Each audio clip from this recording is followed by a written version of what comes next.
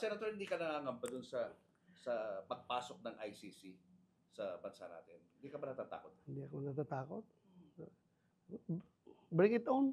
Senator, to this day, Bring it on. wala po kayo natatanggap na invitation natin? Wala. Because last time we spoke to you, sabi niyo po, ayun yung tanggapin yung calls. Tawag. Wala. Siguro nagsawa na sa kakakontak sa opisina ko. Hindi na. Wala na tumatawag. Letter, wala din po.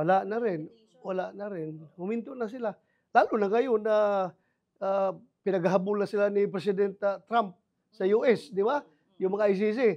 Wala na. Hindi na sila nakikialam kasi sabi ni Trump, lahat ng mga nagpapacilitate ng pagpasok ng ICC investigation sa US at saka sa allied countries niya ay ipapa-revoke niya yung kanila, ipa-cancel yung visa sa US at saka ipa-freeze yung mga ari-arian sa US. Kaya siguro tumahimik na sila. So tingin mo tapos na yung problema sa ICC?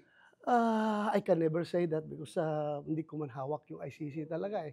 Basta ako, handa lang ako na just in case mag-issue sila ng warrant of arrest laban sa akin, laban sa amin, I am ready to challenge them before the Supreme Court.